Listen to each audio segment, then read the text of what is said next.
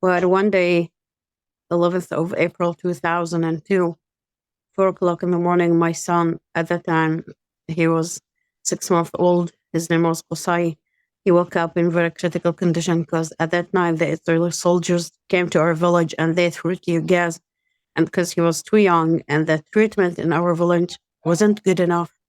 So we tried to take him to a hospital in Bethlehem. They prevented us and they said it's a military zone. And again, we tried to take him to Hebron, the next city to Bethlehem. But again, the Israeli soldiers prevented us for more than 4 hours. And after that, when we reached the hospital, the doctor said it's too late to save his life. And if he will stay alive, he will be handicapped. So the two choices was really so hard to think about. At the end of that day, he died. From that moment, our life was changed forever.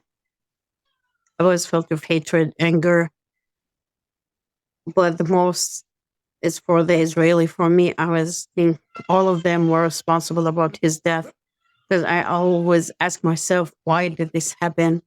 Like my son is just 6 months old. Why they did that to him? And I answered myself and said that was his crime is a Palestinian. So the time passed and you try to live with your bereavement, but it's still in some way inside of you. So after 16 years, one of my friends called me and he started to talk about the parent circle. And I stopped him and I said, are you crazy? You know what happened to me?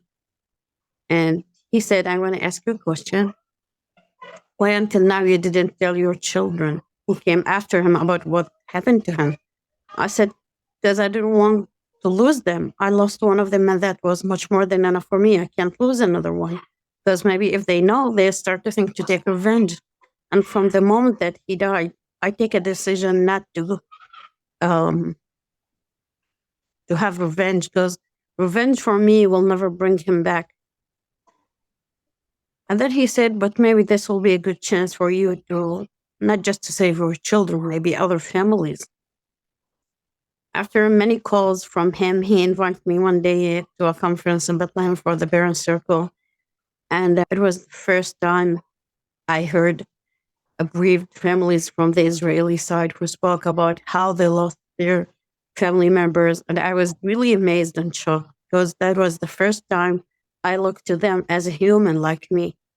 The first time I felt we share the same pain, we share the same tears, even if we had different circumstances, but we're still human.